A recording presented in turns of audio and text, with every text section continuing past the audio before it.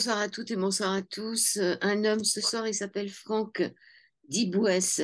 On dit comme ça, Franck Ouais, Dibouès. Andy Dibouès, ouais, tout à fait. Ça s'écrit Diboues-S. Il est psychologue clinicien. Franck, vous êtes à Singapour Je suis à Singapour, exactement, Joël. et on a failli se voir il y a quelques années pour un livre que vous aviez publié qui s'appelait La tête et le ventre, la psychothérapie qui fait maigrir. Et puis vous avez aussi écrit un autre livre sur le jeûne avec un accent sur le U. Mais là, on va parler de Aux frontières du vivant, mode d'emploi, comment aider vos proches et vos patients après une expérience de mort imminente. On est d'accord? Exactement. On Exactement. est d'accord. Alors, vous avez les mêmes questions que je me pose moi, vous pour d'autres raisons. Quand vous étiez petit, comment ça se passait dans votre famille? Comment on vous parlait de la mort? Quelle, euh, quelle Ah image Bah, vous là, avez de la mort? c'est une vision super négative, c'est une vision en fait matérialiste. Donc, il n'y avait pas vraiment de discours, hein, il n'y avait pas vraiment de. Mais en fait, ce qui était, on va dire, plutôt plus ou moins dit que plutôt dit, parce qu'encore une fois, il n'y avait pas de discours euh, sur la mort. Mais ce qui était dit, c'était bah, en fait, il y a un corps, il y a de la vie dans le corps, et puis quand la vie quitte le corps, eh ben, il n'y a plus rien, quoi. Voilà, c'est tout. Donc, une vision très positiviste, très matérialiste, et puis affreusement déprimante, quoi. Ouais, moi, on me disait la même chose quelque part, hein. On me disait, bah, quand on est mort, c'est fini, quoi. Ça C'est s'arrête. ça, c'est ça. Et donc, il y a une phrase de Louis Bourdaloue avec un à la fin, qui dit, nous savons tous que nous allons mourir, mais nous ne le croyons pas. Mais c'est vrai, quelque part, on n'y croit pas, alors qu'on les voit tomber autour de nous. Alors que le Covid, ça a été aussi quelque chose et que les crématoriums sont pleins en ce moment. Mais c'est comme si on n'y croyait pas. Et ça m'a fait penser à une chose, c'est que finalement, ben, la mort n'existe pas si on n'y croit pas. C'est ça, exactement. Ouais. Moi, en fait, cette phrase-là, je l'ai mise en exergue du livre parce que c'est une phrase que j'entendais souvent. Moi, j'ai fait, en fait, je suis psychologue clinicien et un des premiers terrains sur lequel j'ai travaillé, c'était l'aide aux victimes. Et donc, quand tu fais de l'aide aux victimes, tu t'occupes beaucoup de personnes qui ont des psychotraumas, de ce qu'on appelle des PTSD, des états de stress post-traumatique. Et donc, quand j'allais dans des congrès et que j'écoutais des psychologues ou des psychiatres qui parlaient du PTSD, ils avaient toujours cette phrase à la bouche. Ils disaient toujours, on peut savoir ce qu'est un cadavre, mais personne ne sait ce qu'est la mort. Et moi, au bout d'un moment, enfin, je veux dire, je l'avais faite mienne, quoi, cette phrase. Et à partir du moment où j'ai commencé à m'intéresser aux expériences aux frontières du vivant, aux EMI, bah, j'ai compris que c'était faux, en fait, qu'il y a des gens qui, en fait, étaient allés, alors, sans doute dans l'antichambre de la mort. Moi, je suis pas complètement convaincu. Tu es mort cliniquement lorsque tu fais une EMI, mais je suis pas complètement convaincu que tu sois réellement mort, parce que souvent, en fait, les gens ont le sentiment d'être mort, mais il y a souvent un message quand même qui est non, tu n'es pas mort, en tout cas pas encore. En tout cas, ils sont sur la route de la mort. Et donc, pour moi, on sait ce que c'est, puisqu'en fait, il y a tous ces récits d'expérienceurs qui nous le montrent. Mais bien sûr, tant qu'on n'a pas fait soi-même l'expérience, au fond, on ne le sait pas. Donc moi, je dis que je ne le sais pas, mais en tout cas, les expérienceurs, eux, ils disent qu'ils savent. Alors moi, j'ai fait une expérience, je me suis pas du tout sentie morte, hein. C'est-à-dire que j'ai vu mon corps en bas, mais je me suis pas dit t'es morte. Je suis pas allée bien loin, il faut dire en vérité. Et je pense pas qu'il y avait de mort clinique ou de mort cérébrale. C'est pour Hmm. ça qu'on se pose les mêmes questions, vous et moi. Moi, pour essayer de savoir. Enfin, moi, de toute façon, c'est clair que je crois qu'il y a quelque chose après, qu'il y a la lumière et que tout continue. Ce qui n'est pas du tout le cas en ce moment sur Internet, où il y a plein de gens qui disent qu'il ne faut pas suivre la lumière, enfin, il y a toute cette théorie de dire que si on veut arrêter de souffrir, il faut surtout pas suivre cette lumière. Je suis pas d'accord avec eux, mais on va rester sur les EMI. Alors, il y a de plus en plus de gens qui en parlent, puisque c'est même sur les radios nationales, sur les télés. Alors pourquoi les EMI n'ont pas encore changé les choses, quoi, puisque les gens, ils en parlent de plus en plus. Bah, parce qu'on vit dans un environnement matérialiste. Donc, en fait, un être humain, bah, il est le produit de plusieurs influences, et notamment, il est aussi le produit de l'influence culturelle de son milieu. Et même si vous êtes je force le trait, j'ironise, hein, mais même si vous êtes illuminé, si vous voulez, même si vous l'avez touché la lumière, si vous vivez dans une société matérialiste, cette société-là ne pourra pas vous faire de place, parce qu'en fait, le discours que vous produirez n'est pas conforme à l'idéologie dominante, donc ça ne fonctionnera pas. Vous trouverez des échos sur des petits territoires, quoi, vous aurez des poches en fait de personnes qui s'intéresseront à vous, mais vous ne pourrez pas comment dire, ça ne pourrait pas être un discours mainstream, quoi. Ça ne pourrait pas être un discours qui va être entendu et partagé par tout le monde. Ce sera un discours forcément minoritaire, Oui, simplement surtout parce qu'on vit dans une société matérialiste. Oui, surtout qu'après, il va y avoir ce qu'on appelle la dissonance cognitive, hein, c'est-à-dire Mhm. on va en parler sur les grands médias, mais il y a tout un chapitre sur la fin, enfin, aux trois quarts de votre livre où vous dites tout ce que les EMI ne sont pas, puisqu'il y en a qui vont en Mhm. parler pour vous dire que C'est si ça, on a ouais. vécu ça, c'est parce qu'on a ci, parce qu'on a ça, parce que le Mhm. cerveau n'était Mhm. pas assez oxygéné. Mhm. Ils vont trouver des bonnes raisons pour dire que ce qu'on a vécu, finalement, ça n'existe pas. C'est ça, voilà. Bah, c'est leur objectif, hein, puisqu'en fait, ces gens-là, souvent, moi, ce que je pense fondamentalement, c'est qu'on vit dans une société, on dit sécularisée, c'est-à-dire en fait dans laquelle on a évacué Dieu. Et on n'est pas programmé génétiquement, je pense, pour vivre sans Dieu. Et donc, du coup, quand on vit dans des sociétés comme ça, sécularisées, on se réinvente des dieux. Et donc, il y a beaucoup de gens qui se sont réinventés Dieu avec un discours scientifique. En fait, c'est le positivisme. Il y a beaucoup de gens, je pense que le truc le plus facile, c'est les biens de consommation, la religion de la consommation, mais ça peut être la religion dite scientifique, parce que ce n'est pas une approche non plus scientifique. Un vrai scientifique, en fait, il doute, et un vrai scientifique, il teste. Un vrai scientifique, il n'a pas de discours péremptoire, comme on voit certains affirmer. Eux, ils sont sûrs, hein, ils ne connaissent pas les EMI, mais ils vous expliquent que c'est parce que le cerveau, il manque d'oxygène, ou je sais pas trop quoi. Et non, c'est pas possible. En fait, c'est pas ça, parce que ces hypothèses-là, elles ont été testées depuis en gros le début des années 80, parce qu'il faut rappeler quand même le courant. Qui a commencé à étudier les EMI en Occident? C'est tous les gens qui ont créé Yands aux États-Unis. Donc ces gens-là sont des matérialistes au départ, hein, sont des médecins essentiellement, donc des psychologues, des cardiologues, des psychiatres. Il y a Raymond Moody, il y a des gens comme Bruce Grayson, et ces gens-là, en fait, ils sont matérialistes au départ, ils sont positivistes. C'est des gens qui ont fait des études de médecine, qui viennent en fait d'un environnement culturel matérialiste. Et pour eux, les EMI, forcément, ça doit être quelque chose, ça doit être créé par le cerveau. Donc c'est comme ça qu'ils créent Yann, c'est pour ça qu'ils s'intéressent aux EMI, c'est en fait pour prouver, pour montrer, pour rechercher, pour trouver en fait comment les EMI, elles peuvent s'expliquer sur un plan neurologique. Et ils vont jamais trouver, en fait, et plus ils vont chercher, parce que ce sont des chercheurs honnêtes, ce sont des chercheurs sincères, plus ils vont chercher, et plus ils vont se rendre compte que non, c'est pas un manque d'oxygène, parce qu'il y a plein de MI où les gens ils sont ventilés, ils sont sous oxygène. C'est pas des hallucinations, parce que quand tu as des hallucinations, tu peux pas voir des choses qui se sont réellement passées. Une hallucination, elle est fabriquée par le cerveau, donc il n'y a pas de support dans la réalité. Et les EMI, en fait, des gens qui font des EMI, bah, très fréquemment, ce qu'ils voient, eh bien, en fait, des gens qui font pas l'EMI voient la même chose, quoi, en fait. Donc, c'est pas des hallucinations. Voilà, toutes ces hypothèses matérialistes ont été progressivement battues en brèche, notamment hein, par les gens de Yands USA. Et voilà. Et donc, ils ont été, d'ailleurs, ils sont tous convertis, puisque ce sont des gens qui aujourd'hui sont plus matérialistes, des gens comme Moody, des gens comme Grayson, mais ils ont un parcours de 40 ans d'études, et en partant du matérialiste, en arrivant sur autre chose que le matérialiste, en disant bah oui, non, c'est pas possible en fait.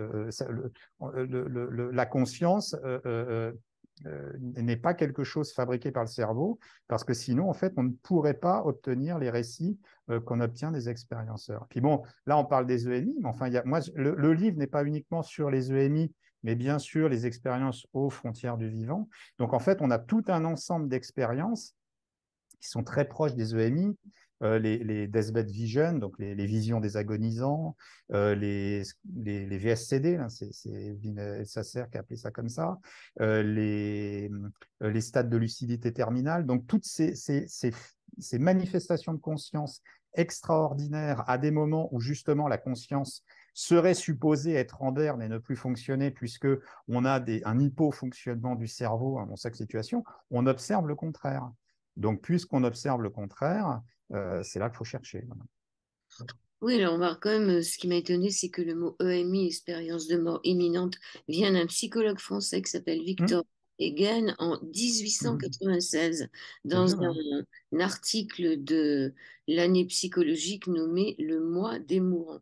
Donc c'est quand même Exactement. plus de 100 ans, C'est ça, plus c'est de ça. 100 ans Et en même. fait, le concept n'a pas fait florès à l'époque. C'est-à-dire que il y a certaines personnes qui effectivement s'étaient intéressées à ça. Vous avez, historiquement parlant, je crois que c'était le prof d'Einstein là, à Polytechnique de Zurich, c'était lui qui faisait de la montagne. Donc en fait, c'est connu que les gens qui font de la montagne expérimentent plus facilement les EMI que d'autres, puisqu'en fait, quand ils dévissent, quand ils font des chutes, en fait, ils expérimentent. Là encore une fois, on voit qu'une EMI, c'est pas une hallucination de ça, parce qu'en fait, il n'y a pas de manque d'oxygène. Vous faites juste une chute, puis vous êtes réceptionné dans la neige, dans 5 mètres de neige. Donc, en fait, sur le plan corporel, sur le plan somatique, il n'y a aucune blessure, il n'y a aucune lésion.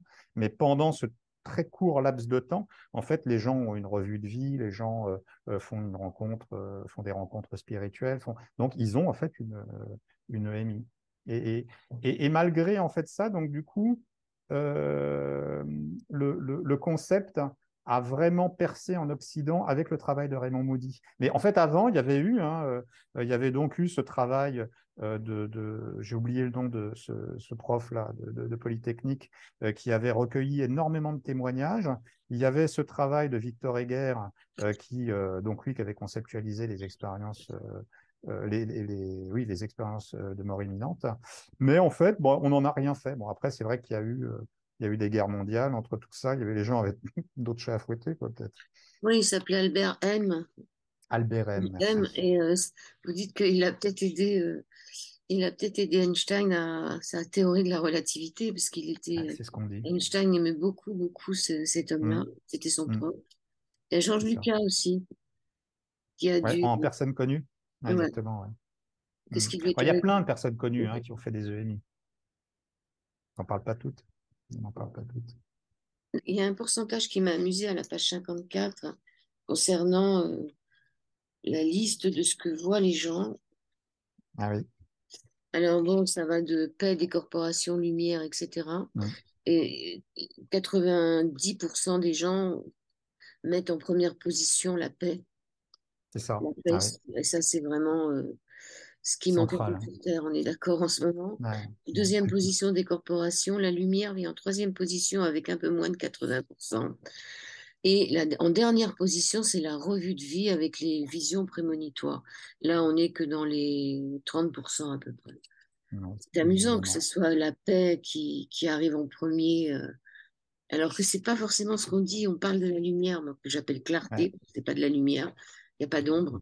Donc, exact. et on met la paix en premier, mais c'est vrai que c'est un espace où bon, il n'y a plus de conflit, quoi. Plus Moi, de j'avais conflit. été marqué quand Ouais. j'avais parlé à des personnes qui avaient fait des EMI pour écrire le livre. En fait, un jour, j'avais parlé dans un groupe des expériences de mort imminente, et j'avais été frappé par une femme qui m'écoutait, qui disait rien. Et puis soudainement, elle a pris la parole et elle a dit dans le groupe, mais en fait, je savais pas, mais moi j'en ai vécu une. Et donc, elle avait eu une intervention chirurgicale, et le chir lui avait dit, votre cœur s'est arrêté, en fait.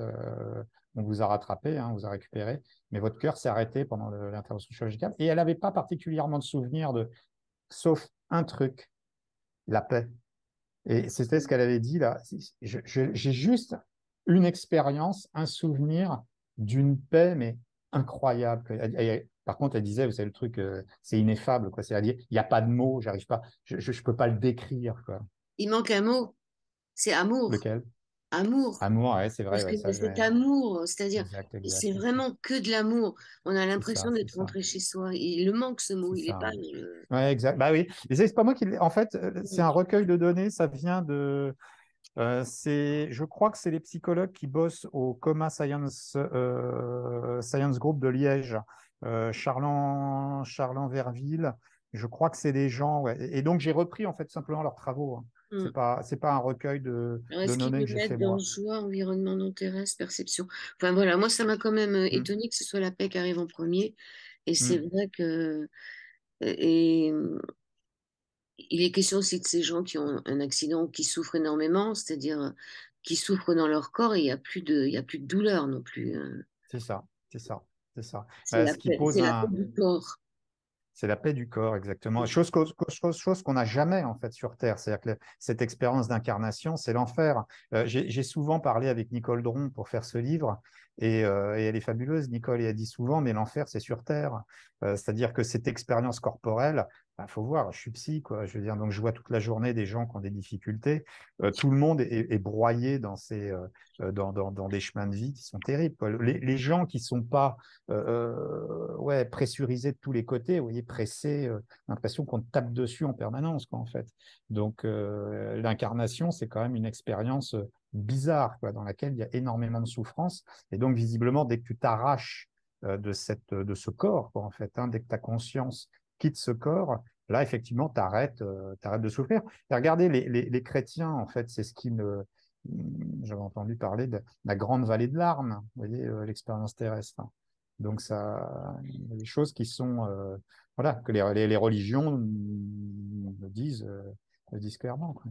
Et je reviens sur ce que je disais en début d'émission, à savoir qu'il y a des gens qui ont l'impression tellement qu'on est dans une vallée de larmes ici, qui veulent pas redescendre ensuite, qui veulent pas se dire qu'il puisse y avoir une réincarnation et qui sont prêts à laisser leur âme au diable ou je ne sais pas à qui, pour puis aller vers la lumière. Donc c'est dur, vraiment, la Terre est une école très très dure. Quelle C'est dur, différence hein. entre les NDE, qui veulent dire aussi EMI, enfin en anglais, NDI, C'est ça, ouais. et la décorporation? Bah, la décorporation, moi, je ne suis pas un spécialiste de la décorporation, mais disons que il y a deux choses dans votre, que je peux préciser dans votre question. C'est une décorporation. Vous avez des gens, en fait, qui disent faire des expériences hors du corps, donc, en fait, qui ont des expériences de conscience en dehors de leur corps. Donc, ça peut se faire sans EMI ou avec une EMI. Et souvent, en fait, mais pas toujours, souvent, en fait, les EMI s'inaugurent, débutent avec une expérience hors du corps. C'est-à-dire que la personne, très fréquemment, vous voyez, c'est un peu caricatural, mais on a cet exemple-là très, très souvent. On a la personne qui observe l'intervention chirurgicale dont elle est l'objet du haut du plafond du bloc. Vous voyez. Ou alors, on voit des gens qui, par exemple, observent un lit. Elle dit, c'est mon lit et je vois quelqu'un dans mon lit. Les gens, souvent, n'ont pas conscience, en fait, que c'est leur enveloppe corporelle, ouais, dans le lit, quoi, en fait. Et ça, c'est des choses. Et donc, du coup, il y a l'EMI juste en tant qu'expérience extracorporelle.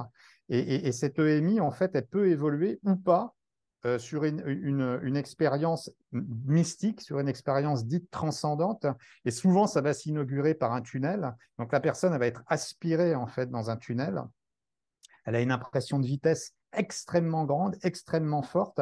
Et là, dans l'expérience corporelle, c'est-à-dire avant le tunnel, visiblement, moi j'ai peu entendu ou pas entendu en fait d'expérience mystique, c'est-à-dire que la personne partage le même niveau de réalité que on est là, c'est-à-dire qu'elle voit les vivants, quoi, en gros, et elle est sur Terre, tandis que dès que la personne passe le tunnel, elle est dans une autre chose, dans une autre dimension. Et là, il y a des rencontres avec des êtres spirituels, avec des défunts, avec voyages hors du temps. Enfin, on voit bien qu'il y a deux dimensions qui sont différentes avec ce tunnel-là qui fait la frontière quand même. Et donc, l'expérience hors du corps, en fait, c'est souvent l'introduction, c'est souvent le début de l'EMI. Mais ça peut aussi être une expérience. Vous avez euh, les collègues suisses, dont j'ai oublié le nom, qu'ils me pardonnent, mais qui font un travail fabuleux et qui ont Oui, écrit des livres justement, je ouais, qui sur la voulait dire. conscience. Voilà, d'Étiola et Voilà, Fourier. Et donc, eux, bah, ils ont fait tout un travail avec une personne là, qui justement dit qu'il se décorpore. c'est pas Fraisse. Si Nicolas Fraisse, voilà, c'est ça. Voilà, c'est Nicolas. Exactement. Voilà. Mais Euh, donc, voilà, c'est quelque chose qu'on trouve dans les EMI, mais on ne peut pas réduire l'EMI à l'expérience hors du corps. L'Aube, OBE. Bah, c'est ça, en fait, c'est les out of body experience. C'était Donc, c'est Robert les Monroe. expériences extra. Ouais, voilà, c'est ça. Robert Monroe, lui, c'est. Alors, je ne me rappelle plus quand Monroe est mort, c'est quelqu'un qui a dû mourir dans les années 80. C'est un producteur américain, donc quelqu'un qui avait des moyens et qui avait créé un un labo, en fait, pour son usage personnel et pour plein de gens. Kubler-Ross sont allés chez lui, par exemple, pour expérimenter. Et lui, il avait mis au point, en fait, des sons, des sons binauraux pour sortir de son corps. Bon, moi, j'ai essayé plein de fois, ça ne marche pas. Je n'arrive pas à sortir de mon corps avec les sons binauraux de Monroe, mais c'est des choses qui sont assez connues. Et il a marqué, on va dire, son temps et la culture américaine, et puis tout ce qui est aussi un peu New Age et tout ça. Alors en France, on avait Akena qui était venue dans Ouais, une de mes émissions. Elle a tout à fait réussi à sortir de son corps c'est puisqu'elle nous a ça. quittés. Elle nous a quittés Ouais, définitivement, enfin c'est définitivement. ça. En 2016, hein, Et je crois. ouais, ouais. Mm. Elle était jeune, hein, Mm. pourtant. Ah oui, ouais. Mais je la connaissais pas, hein, mais j'avais écouté pas mal de ses interviews. J'ai lu ses livres, ouais, c'était très intéressant tout ce qu'elle disait. Elle avait fait Anthony Chen l'avait interviewé. C'est ce Et- garçon qui fait et elle des nous a- émissions sur YouTube absolument fabuleuses D'accord, je comprends. sur les OBE, les EMI, tout ça. Alors on va parler des perceptions une fois qu'on est de l'autre côté. Il n'y a pas d'odeur, il n'y a pas de goût. Les odeurs, si, il y en a dans les expériences négatives. Ouais, c'est ça, ouais. Ouais. C'est Comment ça, ça expliquer sent ça? mauvais.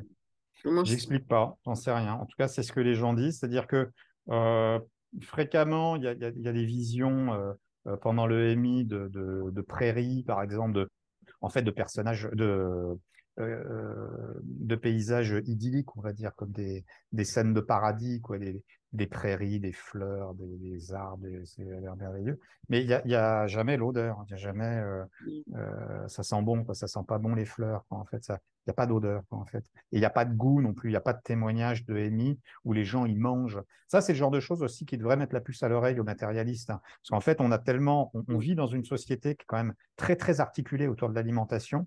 Beaucoup de gens font comment dire, compensent leurs problèmes avec l'alimentation. L'alimentation, l'oralité, on va dire, le fait de porter des choses à sa bouche, c'est quelque chose qui est très, très présent dans les comportements humains. Donc, si les EMI étaient quelque chose qui était fabriqué par le cerveau, il y aurait de l'oralité dans les EMI. Or, il n'y en a pas. En fait, déjà, la communication n'est pas verbale, c'est-à-dire elle est toujours télépathique. C'est quand même étrange que vous avez à 100% des expérienceurs qui rapportent la même chose.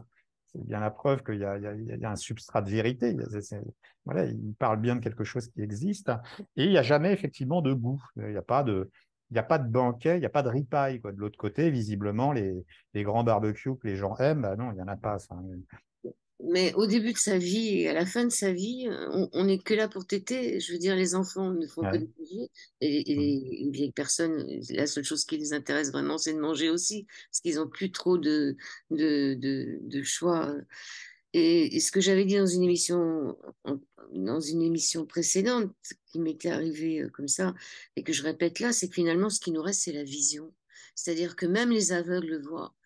Hum. C'est le sens qui reste, et il y en a qui C'est fou, entendent la hein. musique des sphères quand même, hein. Ouais, ouais. La musique, C'est-à-dire la qu'on musique voit. céleste. Il y a que comme si l'œil était le centre, c'était la chose la plus importante une fois qu'on est parti, parce qu'il n'y a plus de cœur, il y a plus d'organes qui fonctionnent, sauf l'œil. Il y a peut-être une composante culturelle là-dedans, hein. C'est là, je m'appuie pas. C'est vraiment intuitivement que je dis ça. Je sais il y a certaines personnes, notamment des gens qui connaissent le chamanisme sud-américain, qui soulignent que les Occidentaux sont très très portés sur la vision. Et vous voyez, on a des écrans. C'est nous qui avons inventé les écrans. Et donc, ça se peut aussi qu'il y ait une composante culturelle quand même là-dedans. C'est-à-dire que les EMI nos EMI à nous seraient en fait peut-être très visuels et il se peut que si vous allez dans d'autres cultures, que les EMI soient peut-être moins visuels et peut-être sur plus d'autres modalités sensorielles. Je À serais dire vrai, là, j'en sais rien. Mais en tout cas, je sais que les Occidentaux, nous, on est très, très portés sur la vision, quoi, en fait. La vue, ouais, quoi, c'est quelque parce chose qu'on de est capable de fondamental. décrire tout ce qu'on voit. Parce Ouais, qu'on voit ouais. notre Et corps en bas, on voit les gens dans la salle, on voit, quoi, tout est dans la vision, comme si, Hmm. voilà, je Ouais, sais c'est vrai pas ce que vous dites. ce que les autres, qu'est-ce qu'ils peuvent ramener s'ils n'ont pas vu? Qu'est-ce qu'ils Bah, peuvent nous dire? ouais, et puis en plus de ce que vous dites, il y a ce type de vision, parce que c'est une vision qui est panoramique, Mm. enfin qui est à 300, qui est pas panoramique, pardon, qui est à Ouais. 360 degrés. Donc, encore une fois, je veux dire, comment le cerveau pourrait fabriquer ça? C'est pas possible, parce que personne n'a l'expérience d'une vision à 360 degrés. Donc, le cerveau ne pourrait pas, surtout en état de souffrance, le cerveau ne peut pas fabriquer ce genre de choses, c'est impossible. Donc les gens, ils se retrouvent à voir à 360 degrés. Et puis en fait, ce qui est intéressant aussi, c'est qu'ils voient de tous les points de vue. C'est-à-dire qu'en fait, ils voient du haut, ils voient du milieu, ils voient du bas. Ils voient la face des objets, ils peuvent voir aussi en même temps ce qu'il y a derrière. C'est-à-dire qu'en fait, ce n'est pas la vision telle qu'on l'expérimente, nous, dans un corps physique. Oui, on voit à travers, C'est un autre, voilà, c'est un autre on type voit de vision, quoi, en fait. à travers la matière. Et puis les C'est aveugles ça. voient.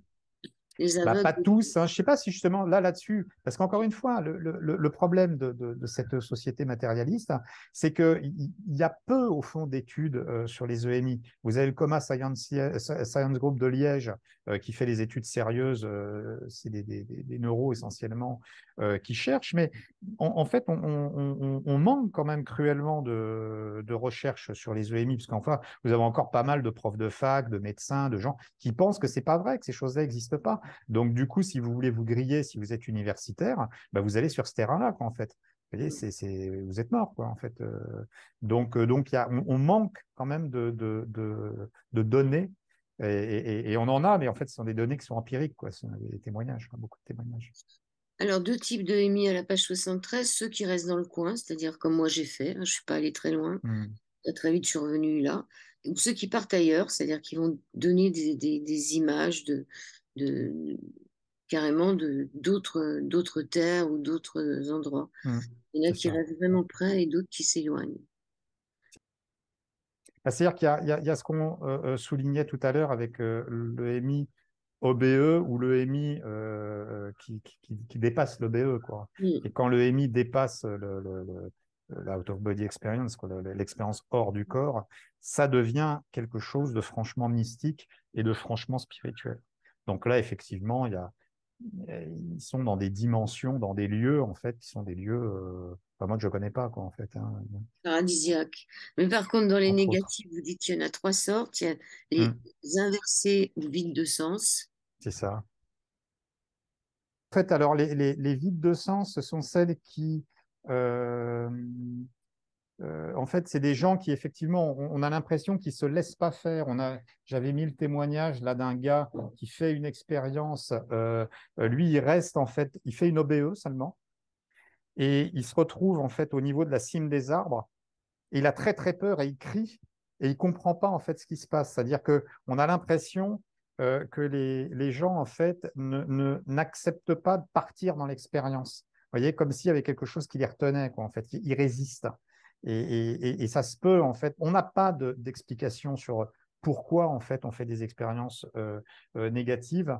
Là, moi, j'ai mis quelques hypothèses parce que, en fait, ça m'a fait penser à quelque chose. Ça m'a fait penser à la psychothérapie assistée par psychédélique. C'est-à-dire que quand on fait des séances de psychothérapie avec des psychédéliques, il arrive parfois en fait que les gens rencontrent en fait des états anxieux très très importants, ce qu'on appelle en fait communément des bad trips, en fait qui sont tout simplement des épisodes d'anxiété très très forts. Et en fait, souvent, ce qu'on voit dans ces épisodes anxieux, c'est que les gens ne lâchent pas. Il y a comme une peur, une crainte, et en fait, ils ne s'abandonnent pas à l'expérience. Et euh, pardon? C'est pas évident de s'abandonner à des Non, non, choses. c'est sûr. Bah oui, il faut lâcher prise, quoi, en fait. Hein. C'est pas Oui, facile de lâcher mais prise. c'est comme dans les Ouais. cauchemars, hein. C'est comme dans les cauchemars. Sinon, le cauchemar, on se dit que c'est un cauchemar, ça va, on peut le poursuivre. Mais si on se dit que c'est la réalité, on n'a pas envie de rentrer dedans. Ouais, ouais, moi, je sais pas, quand je fais des cauchemars, je me dis pas que c'est un cauchemar. Moi, je suis dans le cauchemar et je vis le truc, quoi, malheureusement, quoi. Le deuxième, c'est de néantisation, ressenti Ouais. comme une expérience d'anéantissement, de solitude extrême. C'est la fameuse expérience de Jean-Gérard Dubois, là, ce monsieur qui a fait une expérience. Alors, lui, par exemple, ce qu'il dit, c'est. Alors, ces expériences de néantisation, ils font l'expérience, en fait, du vide, du néant. Et pareil, c'est quelque chose qui n'existe pas sur Terre. Je crois me souvenir, dans le témoignage d'Eben Alexander, il y a un moment, en fait, au tout début de son EMI, il rapporte quelque chose aussi comme ça, où il est dans quelque chose le noir profond, total, absolu, la solitude. Nicole Dron aussi en parle à un moment, juste avant qu'elle perçoive la lumière. En fait, elle dit qu'elle est dans quelque chose, un espèce de vide. En fait, moi, ça me fait penser au récit du purgatoire de la religion catholique. Alors après, je ne sais pas si c'est le hasard, si c'est des choses qui, voilà, si c'est le hasard ou Moi, pas. Mais, je pense que c'est pire parce que le purgatoire, on n'est pas seul en général. Tandis que ah, là, il y a d'accord. une femme qui venait d'accoucher et qui dit elle se sentait flotter sur l'eau, mais à un certain moment, cela a cessé d'être paisible, c'est devenu un pur enfer. J'étais devenue une lumière dans les cieux et je criais, mais aucun son ne sortait de moi. C'était pire que n'importe quel cauchemar. Je tournais sur moi-même et j'ai réalisé que c'était l'éternité, c'était ce que je serais pour l'éternité. J'ai ressenti la solitude, le vide de l'espace, l'immensité de l'univers, à l'exception de moi, une simple boule de lumière qui criait. Ouais, ça c'est vraiment l'anéantissement. Ça serait une vraie mort, la mort du moi. Mhm. Qu'est-ce que vous en pensez? Je sais pas si c'est la mort du moi. En tout cas, ils font une expérience de vide et de solitude, comme visiblement. Pourtant, il y a beaucoup de gens qui souffrent de solitude sur Terre. C'est quand même quelque chose qui est, euh, qui est pas rare, quoi, qui est commun. Et là, enfin, la solitude expérimentée par les humains, c'est rien comparé en fait à ce que ces gens décrivent, quoi. Ils sont seuls dans l'univers, ce que vous disiez, ce que vous disiez. C'est-à-dire que c'est pas, je crois que c'est pas pareil d'être seul dans sa vie et seul dans l'univers, quoi. C'est bien pire, quoi. C'est pire que l'enfer. Et puis alors l'infernal, justement, Mm. celle où moi j'ai connu quelqu'un qui avait fait une NDE négative et son gros problème c'est qu'il veut plus mourir. Il a tellement peur de mourir Eh oui. maintenant, c'est une horreur. Ah, bien sûr. Ah, ça, Mais c'est terrible, hein. Ouais. ce qui est bien dans votre livre, c'est qu'il y a beaucoup de témoignages, énormément de témoignages. Vous êtes allé les chercher où, tous ces témoignages? Témoignages, soit j'ai parlé à des gens sont venus vers moi, ou soit j'ai lu, en fait, parce que j'ai dû lire et entendre et écouter tout ce qui peut se présenter en la matière. Donc, du coup, je suis devenu une vraie encyclopédie sur le sujet. C'est pour ça que j'ai écrit le livre, quoi, au fond. Et puis, comme je vis aussi dans un environnement anglophone, je vis à Singapour, donc on travaille en fait en anglais. Moi, je consulte beaucoup en français quand même, mais j'ai une activité business, hein, j'ai une boîte. Et la boîte, bah, les clients, on les rencontre en anglais. Enfin, donc, du coup, je parle en anglais. Donc, du coup, pour les témoignages, il y a beaucoup plus de témoignages en langue anglaise disponibles que de témoignages en français. Ce qui explique que j'ai pu mettre des témoignages qui, sans doute, ne sont pas connus encore en France. Et voilà qu'il y en a beaucoup parce que j'ai pris beaucoup de témoignages euh, en anglais. On va rester sur ceux qui, justement, font des expériences négatives. Vous avez quand même dans votre livre euh, la façon peut-être de s'en sortir, essayer de, que ça aille un peu mieux, hein, déjà. Parce Mm, que mm. sinon, c'est horrible. Et quelle stratégie mettre en place face à à des NDE ou des MI négatives? Bah, c'est tout l'enjeu, en fait. C'est-à-dire que ce que je voulais pas en faisant ce livre, je voulais pas refaire le livre Ouais, qu'ont fait déjà plein de personnes. ouais. C'est-à-dire ce qu'on appelle la phénoménologie de l'EMI, c'est-à-dire décrire les EMI. Ça, il y a plein de livres qui sont déjà merveilleusement faits. Je pense notamment au livre de Raymond Moody, il y a le livre de Pim van Lommel, qui sont des livres déjà qui sont extraordinaires. Donc, je voulais pas refaire quelque chose d'autre. Donc, du coup, moi, ce sur quoi je me suis centré, c'est le retour, quoi. C'est-à-dire qu'une fois que les gens ont fait leur EMI, euh, comment le fond, la seule question qui vaille, c'est comment allez-vous intégrer ça?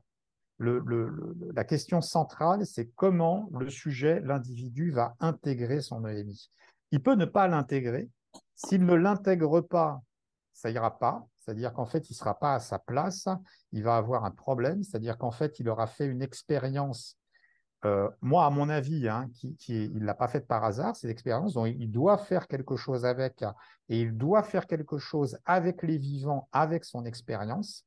Mais s'il refuse d'avoir vécu cette expérience, il ne pourra pas donc l'intégrer et il ne pourra pas l'amener dans la communauté des humains. C'est-à-dire que c'est l'opportunité aussi, les EMI sont, et toutes ces expériences aux frontières du vivant, sont une opportunité pour les humains afin de s'ouvrir à autre chose, à la spiritualité, hein, tout simplement, disons-le, et pour s'arracher de cette matérialité là dans laquelle on est collé depuis en gros 200, 300 ans, quoi.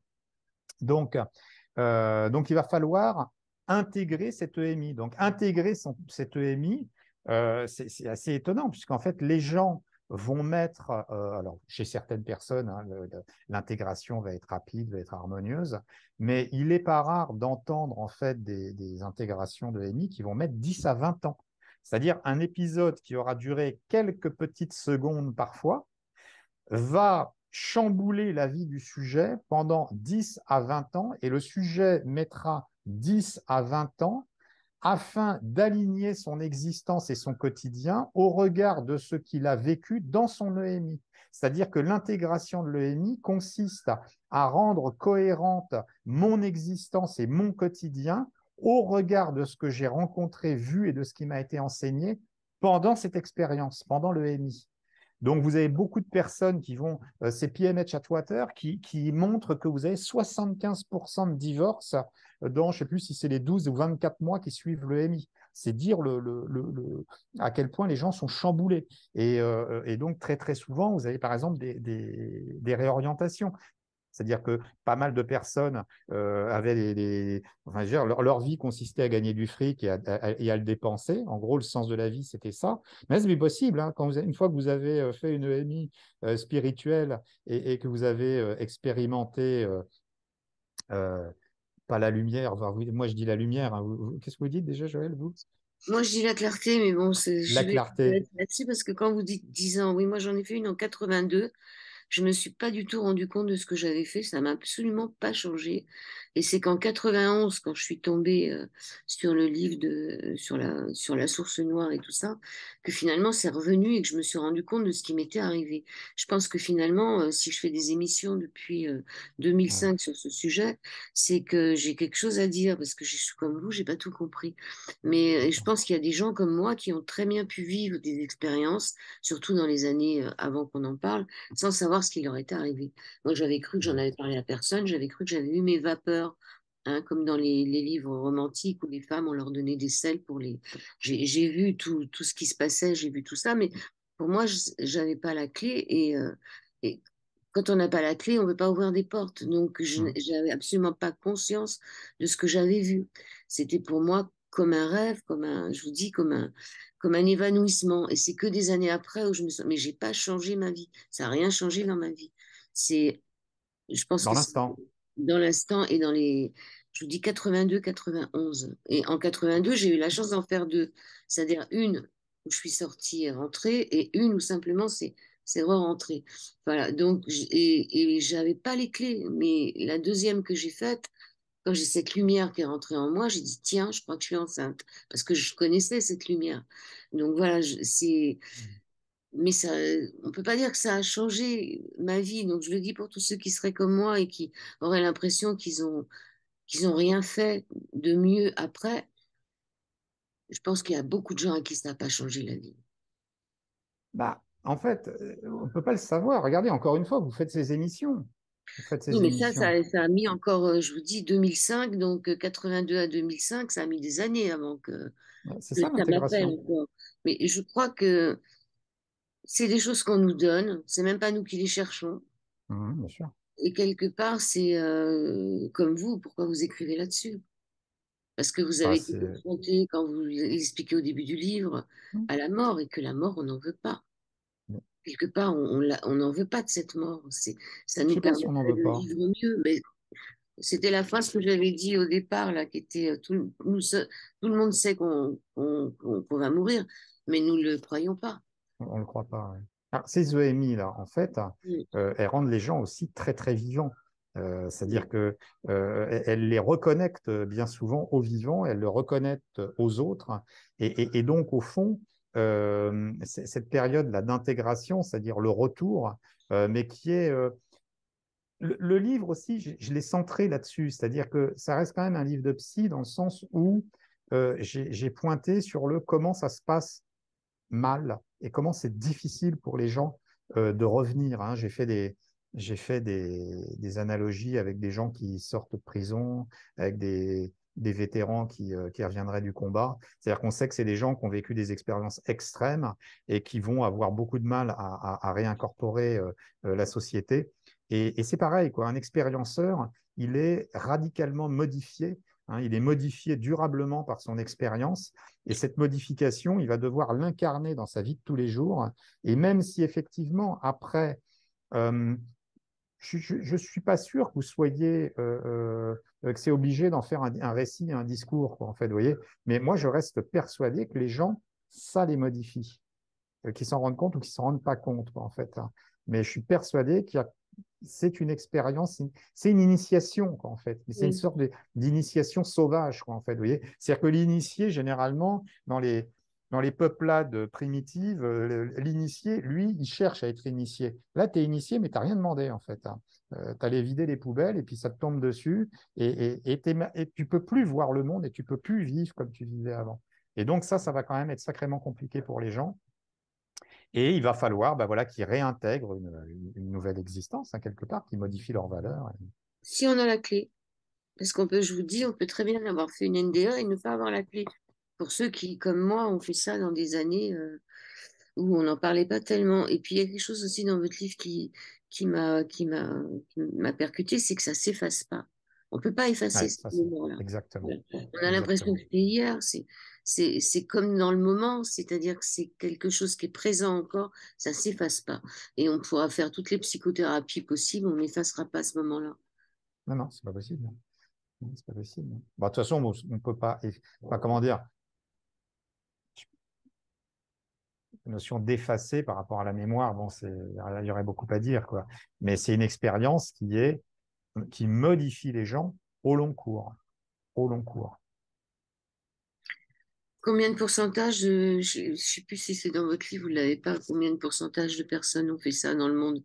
Là, Si, si, vous êtes en asile en ce moment-là. ouais, moi je suis en Asie, je vis en Asie. Bah, c'est pareil en fait, c'est-à-dire qu'en gros, on sait que c'est 20% à peu près, hein, c'est 20% des gens qui font un arrêt cardiaque et c'est 5% des populations des pays développés, quoi, des pays type pays OCDE, c'est-à-dire des pays à haut niveau de vie. Donc, si vous voulez, ça vous fait un paquet de monde. Alors, je ne sais plus où c'est dans le livre, mais j'ai fait une partie où j'ai compté même le nombre de personnes qui font des EMI en France tous les jours. On peut s'amuser, hein, c'est une sorte de règle de 3. Donc, vous prenez en fait le nombre d'habitants. Et en fait, c'est plusieurs centaines de personnes qui font des EMI tous les jours en France, ne serait-ce qu'en France, et rien ne leur est offert.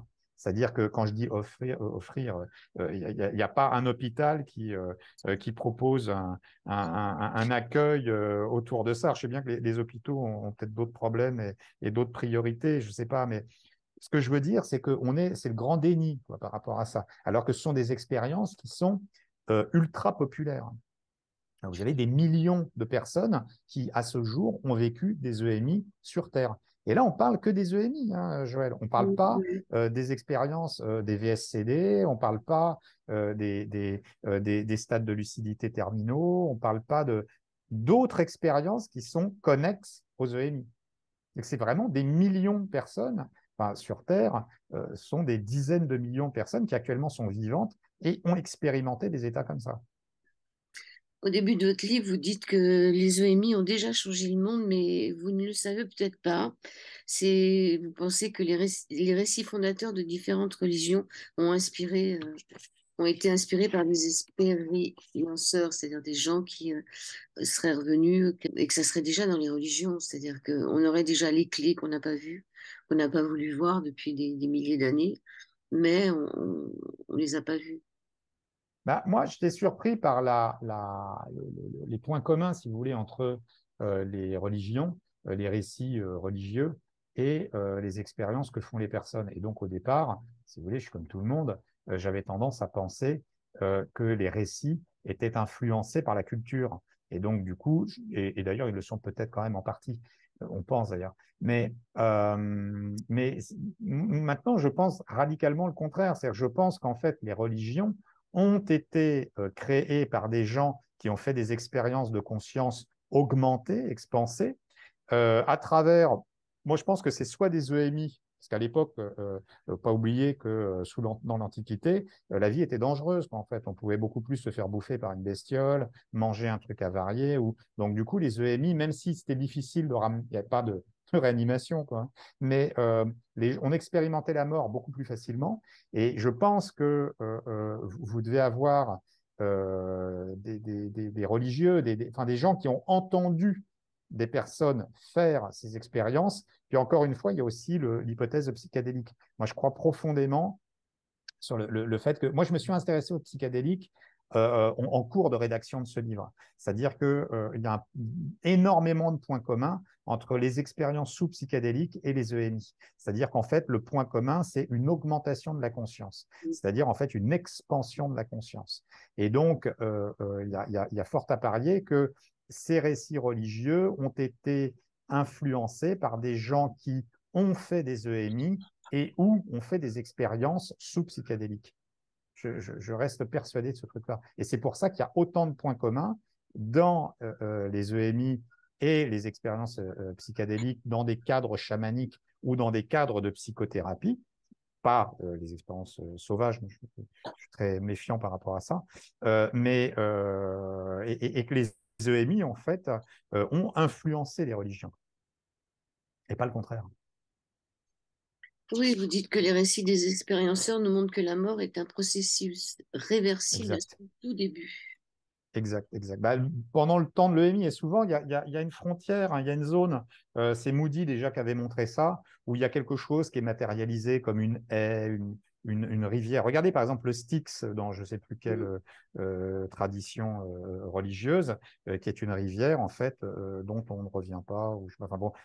Et dans les EMI, il y a quelque chose de l'ordre d'une frontière, pas dans toutes les EMI, hein. Tout le monde ne va pas aller jusqu'à ce stade-là, ce niveau-là, mais il est fréquent d'entendre les personnes dire qu'elles étaient devant une frontière, une zone, une limite, avec une conscience aiguë de si elles passaient cette limite, elles ne reviendraient pas. Là, par contre, c'était clair. Et c'est même souvent dit, en fait, par des entités spirituelles communiquent, véhiculent l'information que, bah, en fait, tu fais comme tu veux, mais si tu passes cette frontière-là, tu ne reviendras pas. Voilà. Donc, libre à toi, en fait. Et il arrive que des personnes aient le choix entre revenir et ne pas revenir, hein. Certains expérienceurs se voient offrir le choix.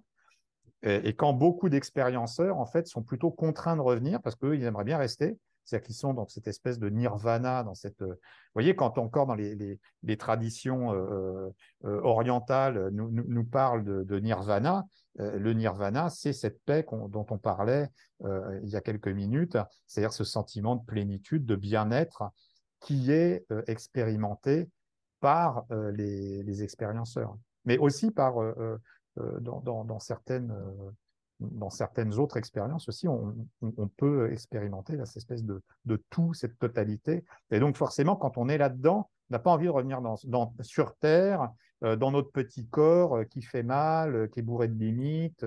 Voilà. Ouais, mais enfin bon, on est là, hein. On est, Bah, on est sur en l'ordre. attendant, quoi, on va dire. En attendant. Alors, il y a beaucoup de choses dans votre livre. Le Pink in Darien, je sais pas Ah comment oui, c'est, les l'écossaise de Pink in pics d'Ariane. Darien, Darien peut-être, Ouais, c'est un pics nom, d'Ariane. qui décrit la vision des personnes décédées chez des sujets qui ignoraient que ces personnes étaient mortes. Si je C'est comprends ça. bien, c'est des personnes qui sont passées de l'autre côté, qui voient des personnes qui, elles aussi, sont de l'autre côté, mais qui ne savaient, et que quand elles reviennent, ne savaient pas que ces personnes étaient de l'autre côté. Exactement. C'est typiquement, par exemple, dans un accident, plusieurs personnes meurent. La personne fait une EMI. Dans son EMI, elle voit effectivement Pierre-Paul Jacques de l'autre côté, mais elle n'est pas au courant que Pierre-Paul Jacques est mort. La notion de le nom de Pickindarian, en fait, Pickindarian, c'est un poème américain, et c'est un poème américain qui parle de la surprise, hein, de l'émotion de surprise. C'est-à-dire quand on arrive à un moment, je ne sais plus quoi, c'était face à devant un paysage qui était à couper le souffle, et il y avait une surprise. Et là, l'expérience de Pickindarian dans les EMI, c'est cette surprise de voir des gens qui, on n'a pas l'information, le cerveau n'a pas l'information que ces gens-là sont décédés, et pourtant, l'expérienceur les rencontre de l'autre côté. Voilà. Donc, encore une fois, ce qui montre bien, les matérialistes devraient être un petit peu plus curieux et aller voir un petit peu plus loin que le bout de leur nez, parce que comment c'est possible ce genre d'expérience si le cerveau fabrique le MI? Le cerveau ne peut pas fabriquer le MI. C'est impossible. Il faudrait qu'il nous explique aussi pourquoi il y a cette lucidité finale sur des Mmh, gens qui étaient en Alzheimer depuis des années et qui n'étaient pas par capables de exemple. communiquer, puis qui d'un seul coup sont capables de tenir une conversation. Ça, il faudrait qu'il Exactement. nous explique. Aux exactement. frontières du vivant, mode d'emploi, comment aider vos proches et vos patients après une expérience de mort imminente, expliquer les différentes expériences aux frontières de la vie, aux familles et aux soignants. C'est Franck Diboudès. Qu'est-ce que vous pouvez dire pour terminer, Franck? Ce que je peux dire, c'est que c'est un livre qui a été écrit pour les familles, c'est-à-dire pour des gens en fait qui ont dans leur entourage quelqu'un qui a fait une expérience de mort imminente et comment au fond être dans une attitude, avoir des comportements les plus vertueux avec cette personne, parce que bien souvent en fait les gens ne vont pas comprendre ce qu'a vécu l'expérienceur et donc il va y avoir des oppositions, des tensions et donc ça va contrarier l'intégration de l'EMI. Donc, si les gens aiment vraiment leurs proches et l'expérienceur, eh bien, c'est à eux d'accepter en fait l'expérience qu'a vécue cette personne.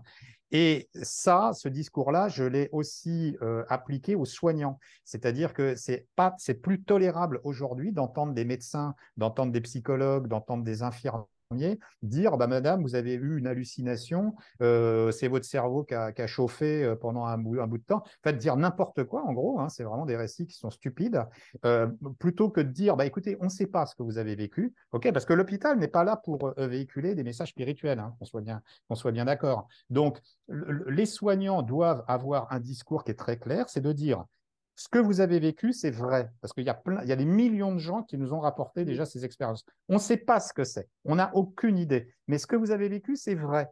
Et donc, si vous voulez en parler, on est là pour en parler. Et là, c'est le boulot des psychiatres, c'est le boulot des psychothérapeutes, des psychologues dans les services pour accueillir le récit en fait de ces gens-là, parce que ce qu'on sait, c'est que si l'expérienceur est accueilli par les soignants, il y a beaucoup plus de chances que la famille va accueillir également le récit de l'expérienceur. Par contre, si les soignants disent à la famille, bon, vous savez, il était sous médoc, il a eu un choc à la tête, faites pas trop attention à ce qu'il dit, lorsque la famille va entendre l'expérienceur, ils vont en fait faire la même chose. Eux, ils vont dire, non, non, mais ce que tu dis, c'est n'importe quoi, écoute, tais-toi s'il te plaît, t'as halluciné, arrête de nous embarrasser avec tes histoires. Et ça, c'est terrible. Ça, c'est pas supportable. On ne peut pas accepter ce truc-là. Donc, du coup, il est central que les soignants aient conscience que leur posture doit être une posture de reconnaissance, mais d'humilité, de dire on ne sait pas ce que vous avez vécu, on n'en sait rien. On sait juste qu'il y a des millions de personnes qui font ça tous les jours sur Terre. Et si vous voulez, bah, on est là pour en parler. On peut, voilà, donc on va appeler le docteur Tartampion et vous pourrez en parler avec lui. Mais c'est aux soignants de s'adapter en fait aux EMI et c'est aux soignants d'accueillir le discours des expérienceurs. Et ça, là-dessus, faut rien lâcher, quoi, en fait. Oui, et puis vous dites aussi que ça serait bien que les expérienceurs se parlent entre eux, c'est-à-dire se rassurent. Oui, Parce que c'est central. on n'est pas tout C'est seul. central. Non, c'est surtout, et vraiment, ils se comprennent bien entre eux. C'est-à-dire que ce qui marche bien, par exemple, c'est de faire des groupes de parole pour les expérienceurs. C'est-à-dire qu'on met un thérapeute, mais lui qui est là juste en modérateur. Enfin, je vais, il apporte, en gros, il ne fera pas grand-chose. Mais juste de permettre à toutes ces personnes de se parler. Voilà. Parce qu'en fait, ils se comprennent tout simplement parce qu'elles ont vécu la même chose. Ces personnes ont vécu la même chose. Et donc, il y a une communauté d'esprit qui est très importante. Et ça, c'est quelque chose qu'il faut absolument promouvoir. C'est-à-dire, c'est des groupes d'expérienceurs. Encore une fois, qui l'a montré? C'est Jans qui a montré ça. C'est Jans USA qui a fait les premiers groupes de pairs, les groupes de parole avec des expérienceurs. Et ça marche très, très bien, quoi, en fait. Et c'est aussi une possibilité pour les expérienceurs. Ça peut signer quelque part le chemin d'intégration de l'EMI. C'est-à-dire que si j'ai fait une EMI, je vais redonner quelque chose dans le sens où je peux participer à des groupes de parole, être modérateur, être co-thérapeute, et comme ça, j'aide ces nouveaux expérienceurs à intégrer leur expérience. Voyez. Donc, il y a quelque chose de l'ordre de la transmission, et ça permet d'offrir un rôle quoi, en fait, aux expérienceurs afin d'aider les nouveaux expérienceurs. Donc, c'est vraiment, ces groupes de parole sont vraiment des choses à promouvoir, et c'est vraiment central. Quel titre on pourrait leur donner? Moi, j'adore toujours donner des titres à ces choses-là. À quoi? Au groupe? Ouais. Bon, moi, j'aime bien les groupes d'expérienceurs. Après, c'est vrai, expérienceur, c'est peut-être pas Non, il heureux comme faudrait. mot. Ouais, je sais pas, honnêtement, j'ai jamais réfléchi. Mais en tout cas, des groupes, quoi, des groupes de parole, des groupes de partage, des groupes d'échange. On parle souvent de peer group en anglais, quoi, de groupes de pairs, quoi, en fait, de groupes où les gens, voilà, sont tous au même niveau. Il y a Ce qu'on appelait le peer-to-peer. Et les échanges de fichiers. Ouais, de pair à pair, ouais, Ouais. de pair à pair. Mm. Ok, je vous remercie beaucoup, Franck Merci, Joël. Dibouès. Et on vous retrouve, vous, si vous êtes psychologue, Psychologue. clinicien, on vous retrouve en Ouais. tapant votre nom, tout simplement. Ah ouais, sur Google, ouais, j'ai un site web et c'est facile de rentrer en contact avec moi. Vous avez tout un chapitre dans votre livre aussi, qu'est-ce que la mort? Hein, parce que Mm. finalement, c'est une bonne question. Ouais, ouais, on se la pose. Bah, dans le livre sur la mort, en fait, j'ai mis des définitions, parce qu'encore une fois, moi, je sais pas, c'est compliqué de dire ce que c'est que la mort. En fait, ça paraît simple comme ça, mais quand on commence à réfléchir, donc, tu as des définitions légales, tu as des définitions médicales, tu as des définitions philosophiques. En fait, voilà, et ça dépend après d'où on parle, quoi, en fait, à quel niveau on parle. Est-ce que je parle d'un niveau biologique? Est-ce que je parle d'un niveau philosophique? Est-ce que je parle d'un niveau spirituel? Vous voyez, tout ça, c'est voilà. Donc, c'est pour ça que j'ai mis des définitions, en fait, de la mort. Est-ce que je parle pour moi ou pour les autres? De moi ou des autres? Parce que c'est deux choses différentes. Il y Disons. a la mort des autres et sa propre mort. Ah ouais, ça n'a rien à voir, hein. Ça Ça n'a n'a rien rien à à voir. voir. Ça n'a rien à voir. La mort des autres est forcément intolérable, quoi. Enfin, intolérable. C'est quelque chose d'affreux, quoi, en fait. Je veux dire, c'est l'antithèse de la joie, quoi, au fond, de voir se séparer des gens qu'on aime. Mais en même temps, visiblement, on est aussi sur Terre pour faire cette expérience, puisque la mort fait partie de la vie, pas uniquement notre mort, mais de notre vie. C'est-à-dire qu'on expérimente aussi la perte, le chagrin, le fait d'être quitté. Et ça, visiblement, bah, c'est tellement présent que ça fait partie de l'expérience terrestre et on doit l'expérimenter. Hein, je veux dire, c'est quelque chose qui doit se vivre.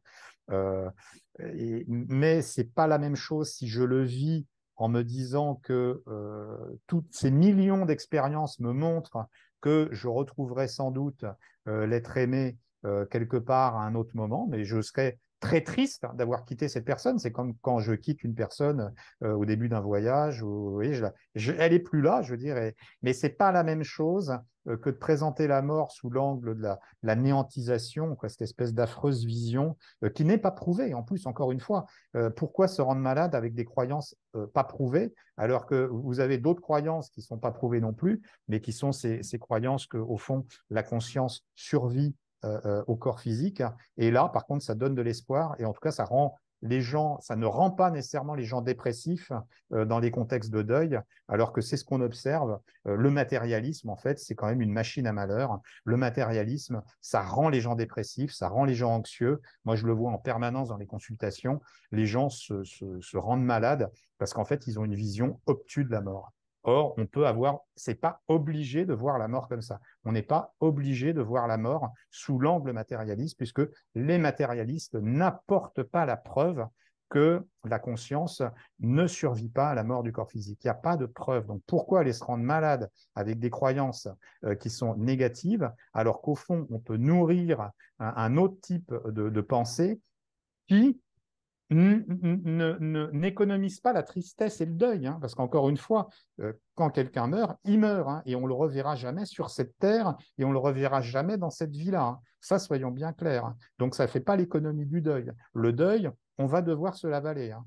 Mais il y a quelque chose, toutes ces expériences nous montrent que il y aura éventuellement une rencontre, puisque les gens dans les EMI, bah, en fait, ils rencontrent leurs défunts. Et voilà. Ou dans les Mhm. rêves. Des fois, on les voit dans les rêves, ou il y en a aussi Aussi. qui les perçoivent.